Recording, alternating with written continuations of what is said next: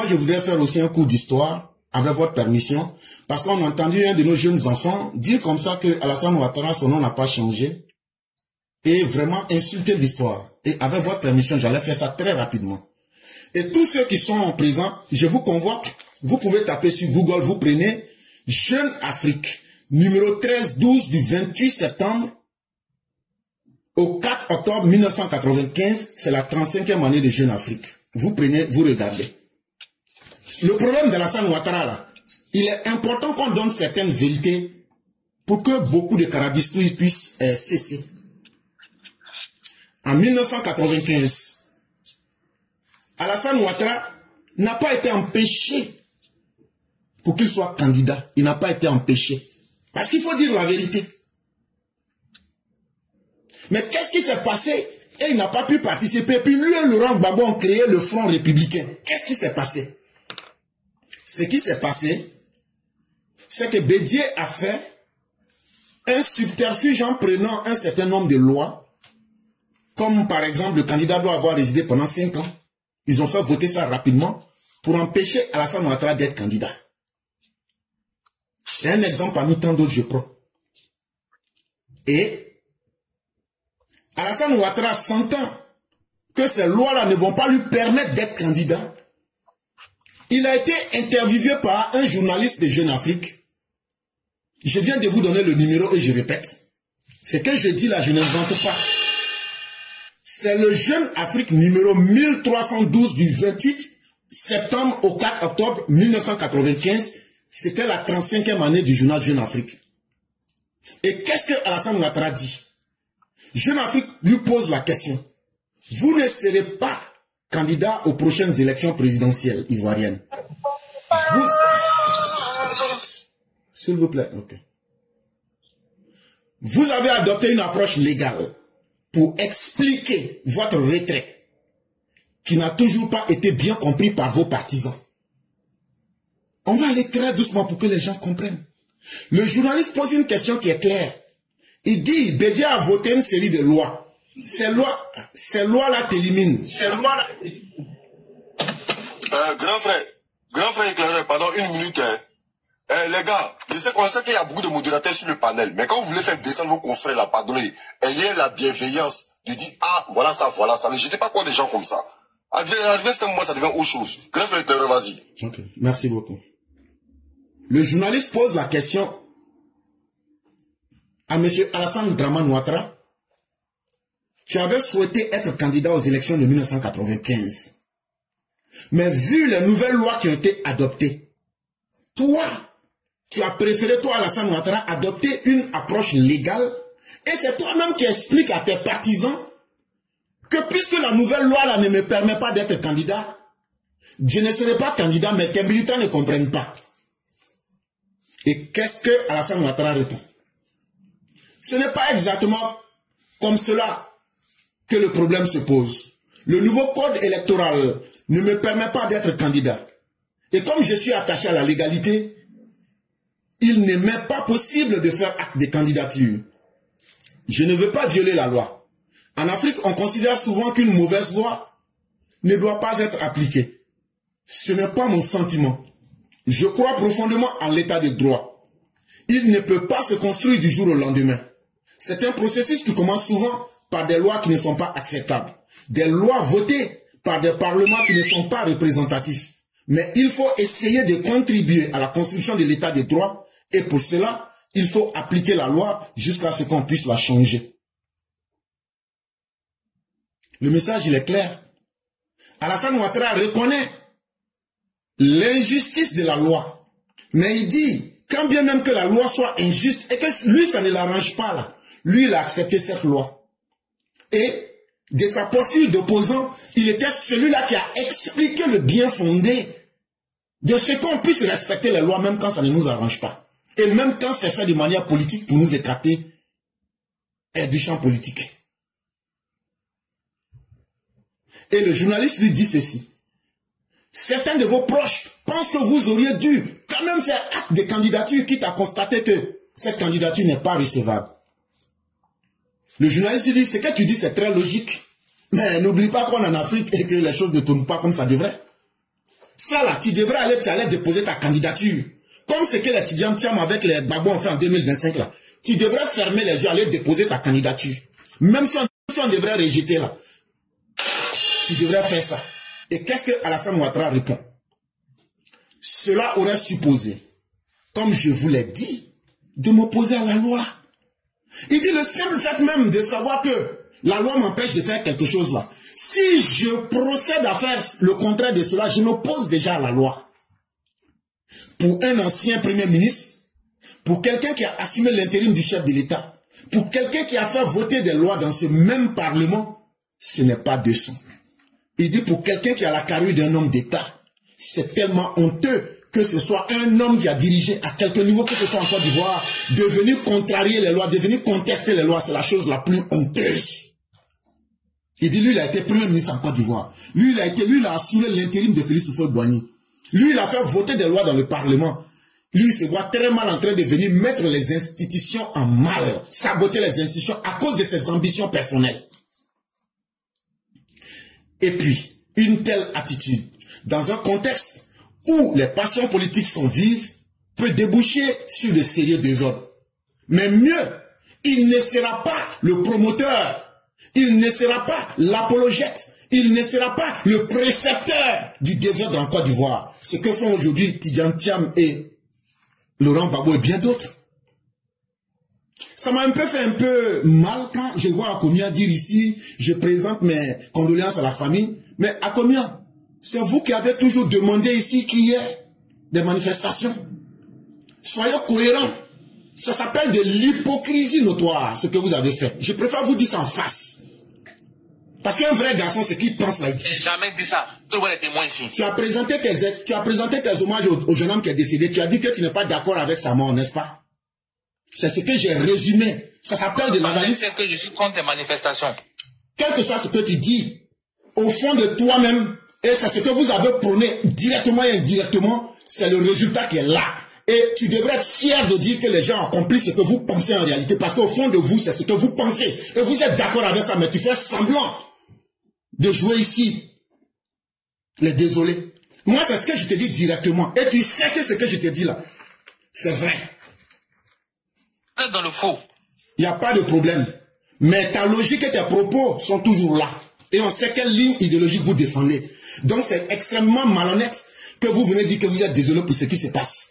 Parce que votre choix aujourd'hui, et ce qui vous reste, c'est la violence pour mettre à rude épreuve et les institutions. Parce que tu as été parmi ceux-là qui ont demandé ici qu'on puisse tordre le cou à la loi. Et donc, tu ne peux pas aujourd'hui demander le contraire. Et moi, je préfère te dire ça en face. Je ne sais pas comment tu vas prendre, mais je te dis ça en face. Et donc, on passe rapidement. Et donc, lui, Alassane Ouattara ne sera pas candidat. Et il ne va pas contester les lois pour ne pas que cela débouche à des désordres. Parce que c'est le pays qui vient avant tout. On pourrait vous répondre de manière caricaturale, c'est le journaliste de Jeune Afrique qui dit ceci, que c'est un raisonnement de blanc, une position trop sophistiquée par rapport au contexte politique africain. Et Alassane Ouattara lui dit, vous voulez dire que c'est un manque de piment? Je ne crois pas avoir reculé. Non! Le fait de respecter les lois là, c'est être en harmonie avec la logique et le bon sens. Ce n'est pas un comportement de blanc.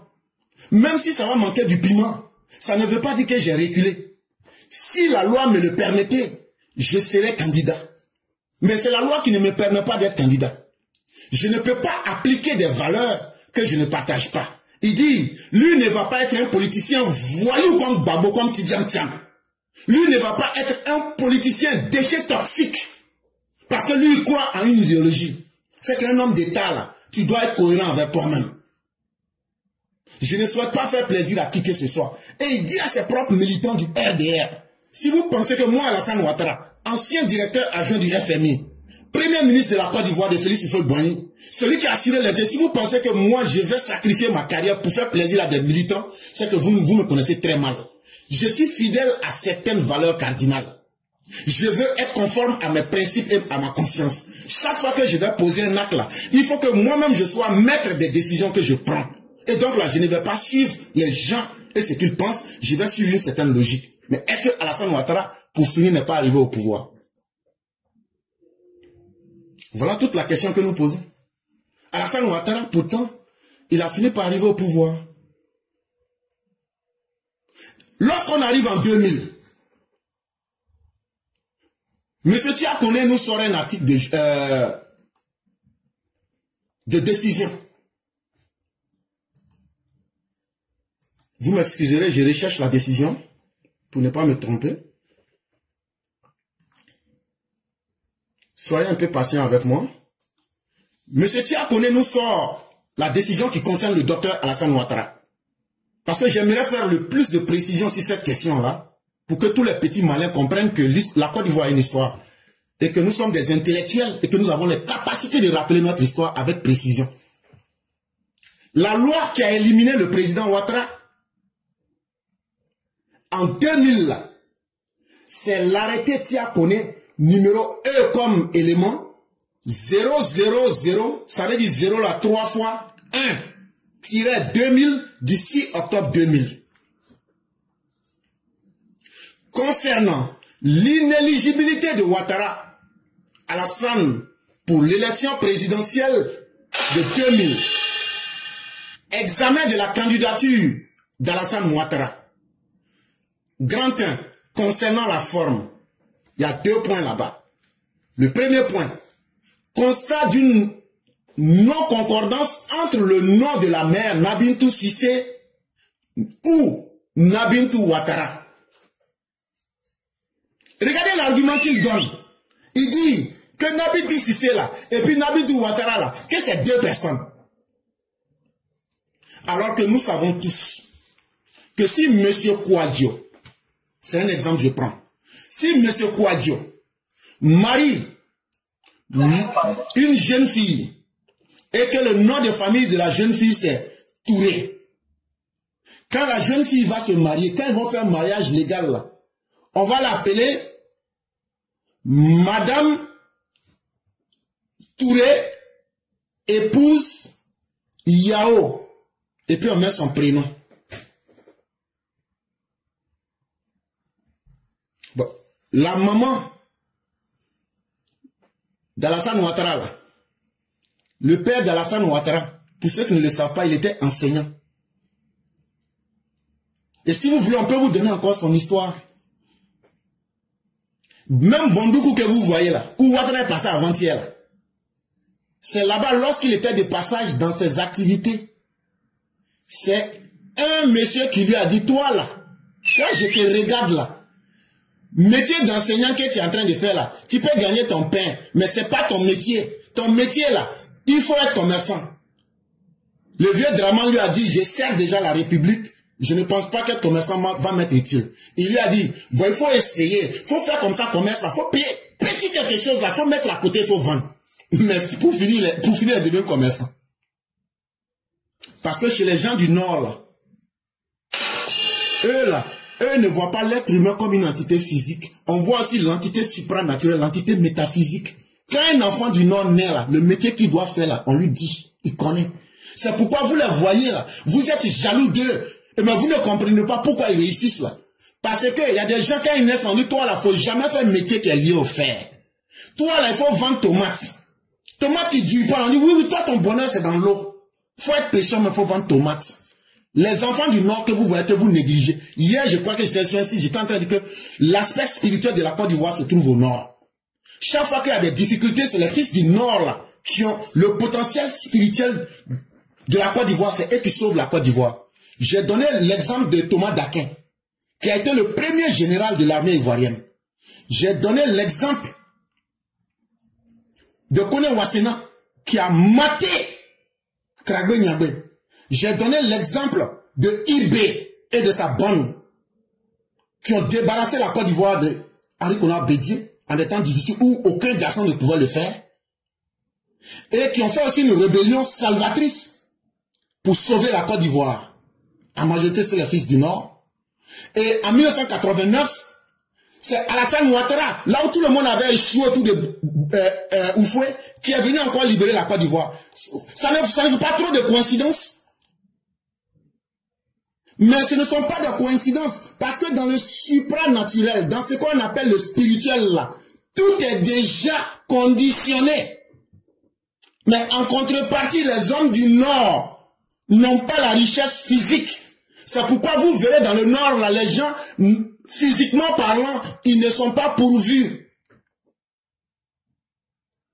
Et quand Dieu te donne un avantage spirituel, il te donne aussi l'équivalent en termes de défis. C'est pourquoi les hommes du Nord rencontrent les plus grandes hostilités, même de leurs propres frères ivoiriens. Mais par contre, l'homme du Sud, qui a assez de richesses physiques, est très paresseux.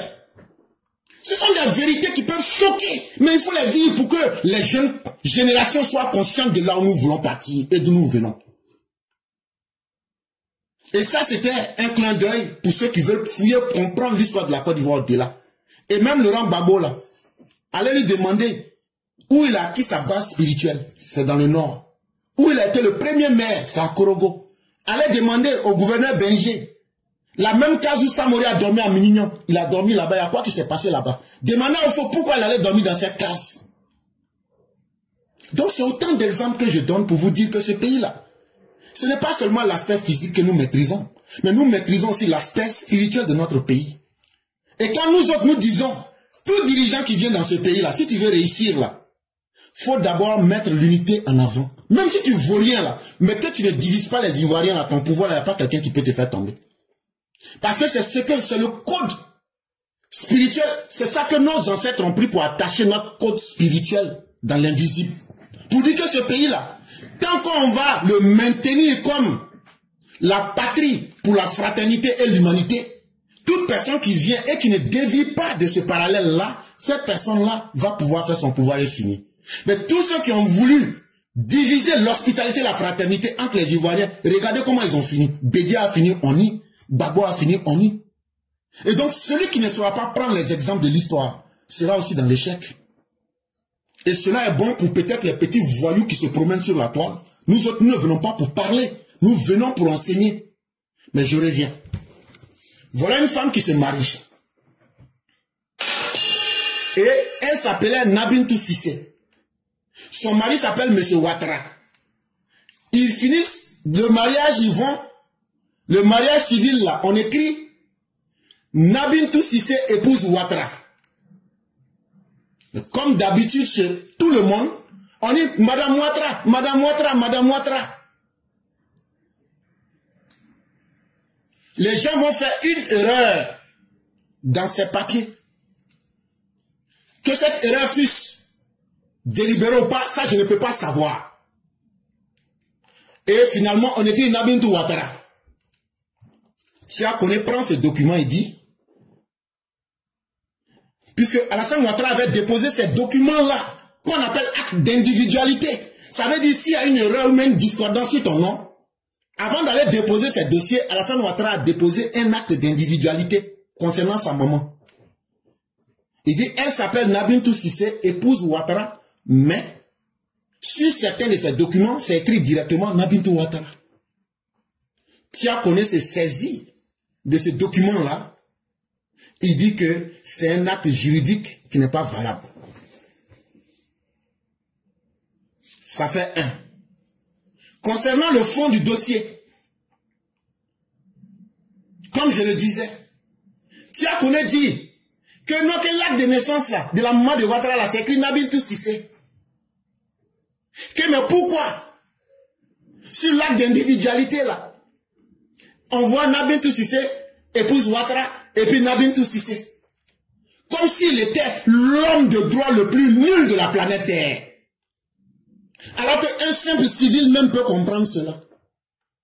Tia Kone dit donc qu'il y a doute sur l'identité de la maman d'Alassane Ouattara. Et contrairement à ce que beaucoup pensent, Tia Kone va plus loin dans la bêtise. Il ne dit plus que le papa d'Alassane Ouattara serait burkinabé.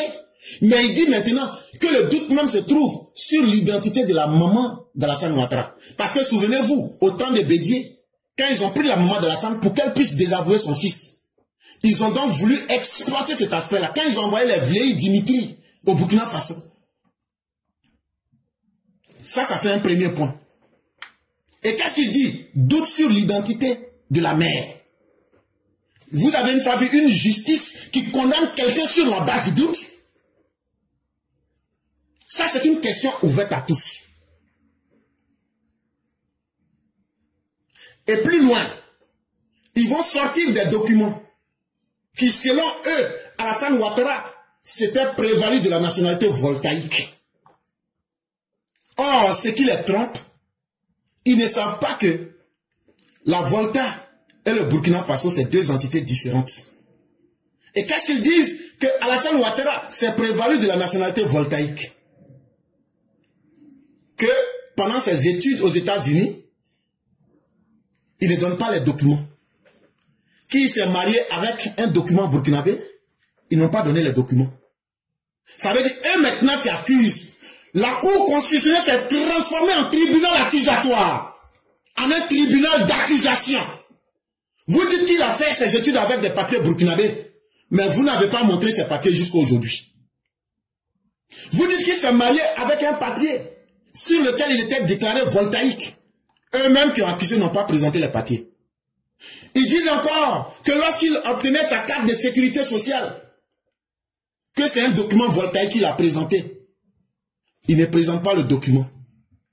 Ils disent que lorsqu'il a été recruté comme fonctionnaire du FMI et aussi fonctionnaire à la BCAO, c'est avec des documents burkinabés. Même s'ils n'arrivent pas à obtenir les documents aux États-Unis, pourquoi ils n'ont pas pu obtenir les documents de la BCAO? Parce que M. Dakouri a été fonctionnaire à la BCAO.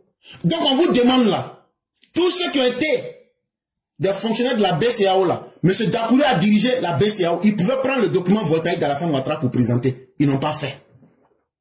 Ils disent aussi que lorsque Alassane Ouattara a acheté un bien immobilier en Côte d'Ivoire, que c'est avec un document burkinabé. C'est eux qui ont dit tout ça. On dit très bien. Mais est-ce que vous avez les preuves? Ils n'ont jamais montré les preuves jusqu'à aujourd'hui. Mais pourtant, l'histoire est là, tout le monde peut taper. Arrestation de M. Vlei Dimitri au Burkina Faso. Vlei, ça s'écrit V-L-E-I. Dimitri au Burkina Faso. Tapez. C'est le gouvernement de Bédié qui a envoyé quelqu'un pour aller falsifier les documents pour obtenir des données. Et donc, ceux qui sont sur Facebook, prenez vos responsabilités pour sécuriser l'émission. Si cette émission-là se coupe là, le direct d'aujourd'hui même là, je ne fais pas. Si émission ça là, si vous ne sécurisez pas là, le direct que je devais faire là, je ne fais plus. Donc, tapez sur Google, arrestation de M. Vlei Dimitri. Et allez regarder les raisons. Alassane Ouattara que vous voyez là, il a été combattu par tous les régimes. Il a eu peur qu'Alassane Ouattara puisse être candidat. Il a été combattu successivement par tous les régimes. Et la supercherie qu'ils sont en train de faire, et qu'ils ont dit là, écoutez les propos d'Alassane Ouattara ici. Moi, j'ai été floué pendant des années, mais tout ça, je laisse derrière moi. Je répète. Moi, j'ai été floué pendant des années ici, vous le savez tous, les éliminer.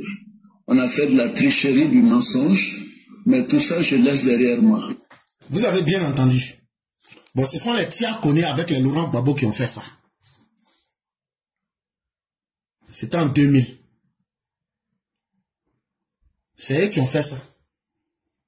Ils sont allés, comme ils n'ont pas pu, le régime de Bédié n'a pas pu fabriquer de faux documents. Et Vlei Dimitri a été arrêté. Eux disent qu'ils vont aller à la vitesse supérieure. Les documents qu'ils ont remis à Tiakoné, bien avant la remise des documents, Laurent Gbagbo se promenait et dit on a envoyé des gens à la Cour suprême pour dire que le monsieur il ne faudrait pas qu'il soit candidat. La vidéo est là. La vidéo est là et elle existe. Laurent Gbagbo en tant qu'opposant, lui il était qui pour pouvoir décider qui va être candidat, qui ne sera pas candidat. Mais mieux, Laurent Gbagbo ira encore plus loin. Il va lui-même procéder à une confession pour dire qu'effectivement, eux là, ils avaient peur d'Alassane Ouattara et Alassane Ouattara ne devrait pas faire partie de la compétition. Et c'est pourquoi eux, ils ont mis tous les subterfuges en face pour éliminer Alassane Ouattara. Je suis en train de vous montrer les différents complots qui ont été faits contre Alassane Ouattara. J'ai parlé déjà de Bédié, le régime PDCI. On est maintenant en 2000. On est en train de vous parler maintenant du régime de Laurent Gbagbo. Et voici ce que Laurent Gbagbo lui-même dit comme une confession. On dit aussi que l'article 35 de la Constitution est fait pour éliminer Ouattara. C'est pas de soulever la question qui m'étonne. Mais c'est les réponses que j'entends souvent qui m'étonnent. Il y en a qui disent non, ce n'est pas fait pour éliminer Ouattara. Mais oui, c'est fait pour éliminer Ouattara. Ah ben oui, c'est-à-dire qu'une loi est votée pour régler un problème. Et donc le problème qu'eux voulaient régler là, c'était d'éliminer Ouattara. C'est tout, point. Et on s'arrête à ça. Est-ce que vous êtes d'accord qu'on peut voter une loi pour éliminer un individu? Pourtant dans ce pays-là, vous l'avez fait. Vous qui demandez justice aujourd'hui, vous l'avez fait. Bédier l'a fait en 95. Donc vos plaisanteries, ça suffit. Est-ce qu'en 2025, là, il y a une loi qui a été votée pour éliminer quelqu'un? Vous venez vous arrêter sur vos couilles que vous voulez participer aux élections. Il y a quelle action de mauvaise loi que vous n'avez pas fait dans ce pays?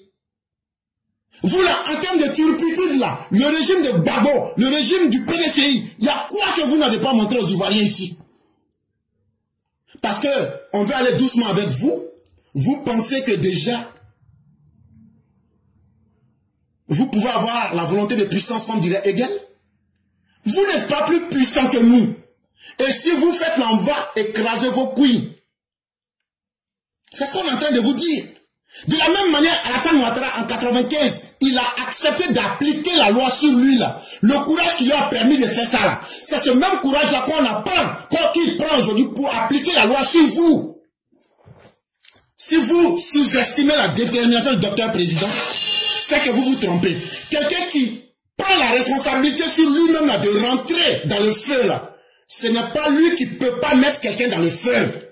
Quand on vous dit que vous sous-estimez notre détermination, vous vous amusez.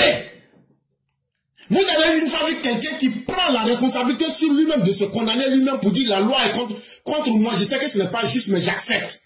Et cette personne-là, parce que vous avez crié, vous avez gesticulé, vous avez carapaté dans les rues, on va dire non, comme ils ont fait ça, on va leur permettre de violer le droit. Vous vous trompez très mal. Et donc là, même si c'est l'armée de l'AES à porter cette armée-là, nous allons être preneurs et nous allons régler tous les contentieux qui sont là. Il faut que cela soit bien compris. On continue toujours avec Tia Kone. Après avoir fait toutes ces magouilles, falsifier les documents du président Ouattara, ils ont voulu le présenter comme un voltaïque, mais ils n'ont jamais présenté un seul document. Et dans les documents que le président Ouattara a déposés en 2000, il a fait une déclaration sur son honneur.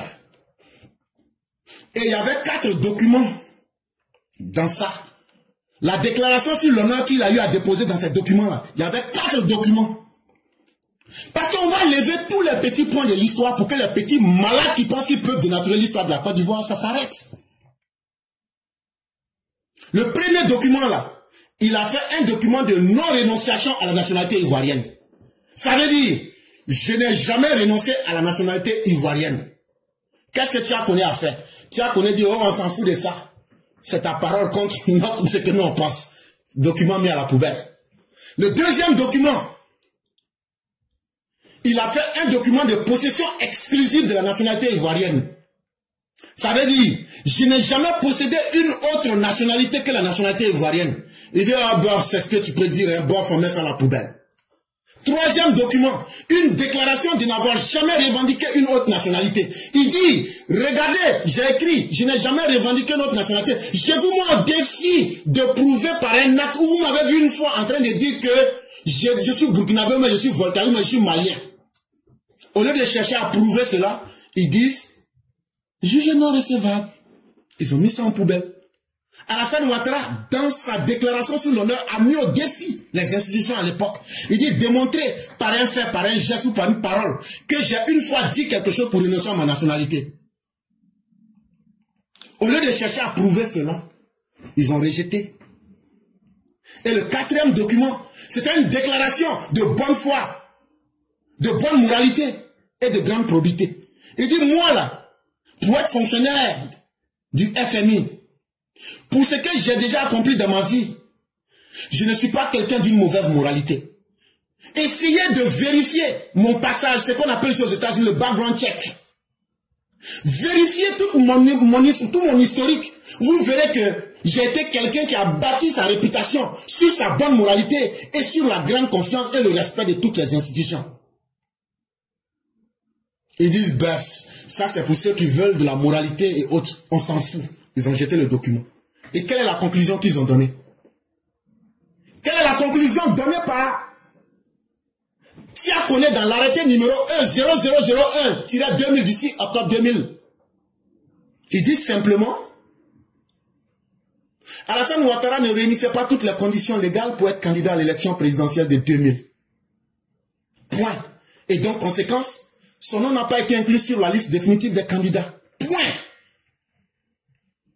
Mais tout ce que j'ai raconté, ça peut être de mon bon vouloir. Ça peut être ce que je voulais raconter. Mais comme il y a un autre Dieu qui s'appelle le temps et la conscience humaine, le temps ayant rattrapé Tiakoné, voici ce que celui qui a participé à tout ce crime-là, voici ce qu'il dit à la fin de sa vie.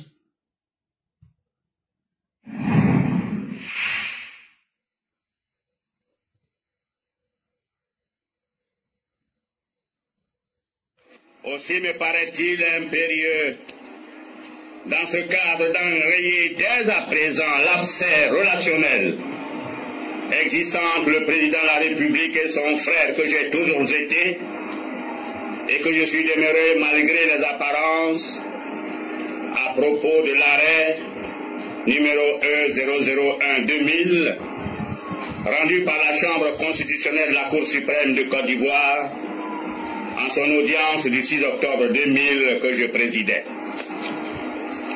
J'ai décidé de revenir en effet sur cet arrêt dans le simple souci de lever tous les malentendus. Il dit ce qu'il avait dit en 2000.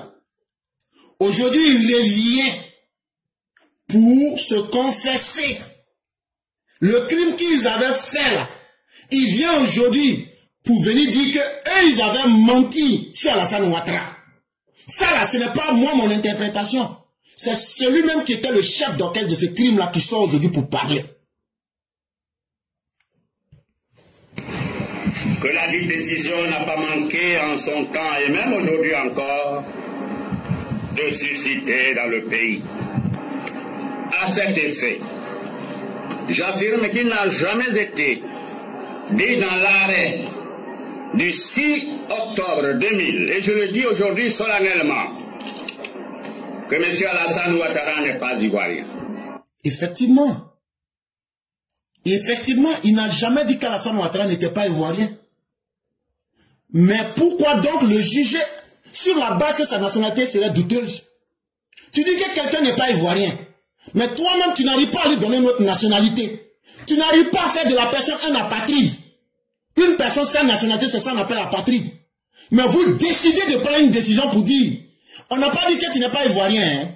Mais comme nous on n'arrive pas à prouver que tu as été étranger là, donc sur la base de ce doute-là, tu ne seras pas candidat. Chers parents, c'est ce que Alassane Ouattara a vécu dans ce pays-là. Ce qu'il dit est vrai. Ils n'ont pas dit que Alassane Ouattara n'est pas ivoirien. Ils ont dit que sa nationalité est douteuse. Alassane Ouattara a apporté toutes les preuves que je vous ai alignées. Ils ont rejeté toutes ces preuves. Eux maintenant qui sont les personnes qui ont accusé Alassane Ouattara d'avoir pris une nationalité douteuse, eux aussi n'ont pas apporté les preuves que Alassane Ouattara avait pris notre nationalité. Et sur cette base injuste, vous éliminez en disant que sa nationalité est douteuse. Est-ce que vous calculez la méchanceté et l'inhumanité qui a été exercée contre le président Alassane Ouattara? Donc quand les petits plaisantins viennent aujourd'hui parce qu'ils sont nés en 2000, parce qu'ils ont appris 2 mots de français, ils viennent remuer leur queue sur les réseaux sociaux. À un certain moment, il faut que ça cesse. Mais on continue. Personne ne l'a dit.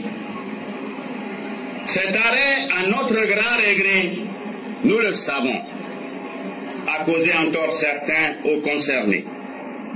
à sa... Quand on dit j'ai causé un tort à Denguele, ça veut dire, en français simple, j'ai posé une action injuste à l'égard de Denguele. Ça veut dire, j'ai fait une chose qui est mauvaise contre lui. C'est ce qu'il est en train de mettre en français, gros là, pour vous tromper. Ça veut dire, il est en train de se confesser que vrai là, ils ont posé des actes injustes contre Alassane Ouattara. Un acte injuste ne peut pas être un acte qui fait foi de loi. Mais eux, ils l'ont fait dans ce pays à travers un arrêté de 2000. Voilà la vraie réalité de la Côte d'Ivoire qu'il faut qu'on explique aux gens. Et celui qui a fait ce travail-là, c'est lui qui revient pour dire on a fait de l'injustice, du faux contre Alassane Ouattara. À sa famille et bien d'autres Ivoiriens. Je voudrais ici... Et donc il dit, c'est du tort qu'ils ont fait à Alassane Ouattara, à sa famille et à bien d'autres Ivoiriens. Ça veut dire tous ceux qui croyaient à Alassane Ouattara qui étaient des militants du RDA. Donc quand vous parlez d'Alassane Ouattara, sachez que c'est quelqu'un qui avait des millions d'Ivoiriens derrière lui. Et quand vous voulez le vilipender, sachez que vous vilipendez aussi ces personnes. Et des gens comme moi ne se laisseront jamais faire. Parce que nous avons la vérité historique de notre côté. Et ce que le petit a fait aujourd'hui là, c'est un acte qui est plus grave même qu'un attentat.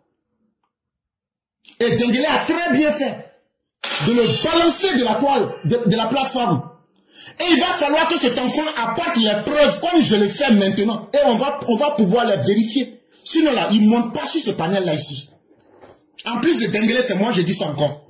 S'il n'apporte pas la preuve comme je l'ai fait, il ne va pas monter sur ce panel là. Et chaque fois que je vais monter sur ce panel là, quand je vais voir un Jaxel là, j'essaierai ton totem émotionnel. Et là vous allez connaître mon côté sauvage là. C'est là que vous allez connaître. Ou bien soit il monte quand je ne suis pas là, mais dès qu'il me voit dans la carte descendre en même temps. Un Jaxel, si tu me vois sur la plateforme débat, il voit débat là, faut descendre en même temps.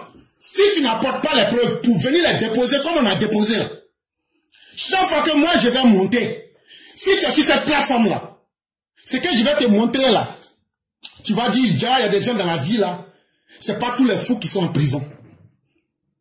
Ça, il faut bien retenir ça. C'est là que tu m'entends. Et donc je vais finir rapidement. Solennellement m'en excuser. Et donc comme ils savent qu'ils ont fait du mal à Alassane Ouattara, à ses partisans et à sa famille, aujourd'hui il vient pour dire qu'elle s'excuse. Si c'était une loi correcte, depuis quand vous avez vu quelqu'un prendre une loi et venir dire je m'excuse du bon travail qu'on a fait? Pour tout le désagrément que cela a pu causer durant toute cette période à ce jour. Ah, quand ils ont fait ça là, à cause de ça, il y a des militants du RDR qui ont trouvé la mort dedans. Quand ils ont fait ça là, ça a causé beaucoup de dégâts dans notre pays. Aujourd'hui, ils trouvent que une simple excuse suffit. Comme si c'était facile. Comme si une vie humaine pouvait se réparer avec une excuse dans la bouche. Mais il peut garder son pardon. Que Dieu fasse périr l'âme de ce monsieur dans les tréfonds de l'enfer. Je parle de Tchakoné. Que lui et sa famille ne connaissent jamais le bonheur. Et que la malédiction soit la source dans laquelle il va baigner dans l'enfer. Moi je le dis sans état d'âme et sans coup férir. Parce qu'on ne peut pas s'amuser avec le destin des hommes et en même temps venir dire qu'une excuse va suffire. C'est fort de tous ces mauvais comportements que nous avons décidé quand on a pris le pouvoir, nous là, de mettre fin à la distraction. Donc les petits malades qui sont là, non, on va essayer de forcer faire ça. Vous ne nous connaissez pas encore. J'utilise le pronom personnel nous. Ça veut dire que nous sommes un système. Alassane Ouattara n'est pas un homme vide. Il n'est pas un homme esselé. Il n'est pas un homme isolé. Il n'est pas un homme affaibli. Nous avons plusieurs systèmes autour de lui. Si nous avons pu vaincre le régime de Bédié, vaincre le régime de Gueye, vaincre le régime suicidaire et sanguinaire de Laurent Gbagbo, ce n'est pas aujourd'hui nous avons le pouvoir que nous allons être des enfants de cœur pour permettre des injustices en Côte d'Ivoire. Parce que nous ne cherchons pas la pitié de quiconque. Mais nous allons imposer le droit. Et le droit sera respecté de gré ou de force. Aujourd'hui, la preuve est faite en effet que le président de la République est un Ivoirien qui a un profond amour pour sa patrie et qui engage en ce moment même notre pays sur de nombreux chantiers du développement en vue de faire de la Côte d'Ivoire une nation de paix et de prospérité. En français simple, les maudits qui sont passés avant nous là, les maudits comme Babo là, les maudits comme Bédier qui ne savaient rien faire pour la Côte d'Ivoire là, lui qui a connu le malheureux, le candidat à l'enfer volontaire là, lui reconnaît aujourd'hui que Alassane Ouattara là, c'est le seul fils de ce pays là qui peut développer la Côte d'Ivoire, qui peut mettre la Côte d'Ivoire sur le chemin du progrès et qui peut apporter la paix et la sérénité en Côte d'Ivoire. Alors qu'il a servi les forces du mal pour condamner la Côte d'Ivoire à vivre les enfers ici. Par injustice, vous avez empêché le développement, le progrès et la stabilité en Côte d'Ivoire. Et c'est après avoir commis tant de dégâts que vous venez l'ouvrir aujourd'hui pour nous dire que vous êtes désolé. On n'acceptera jamais vos excuses. C'est pourquoi j'aime les États-Unis. Quand tu es un criminel, même quand tu meurs là, on s'en va menotter ta tombe. On devrait mettre une menotte sur la tombe de ce Tiakoné pour dire que ici, un criminel que nous ne pardonnerons jamais. Hey, si vous pensez que c'est vous qui avez la haine là, nous on se promène et nous en avons à revendre. La seule chose qui nous canalise, c'est le président Ouattara. Sinon, on aurait réglé vos cas de la manière la plus brutale. Si les gens veulent me couper, moi je m'en fous.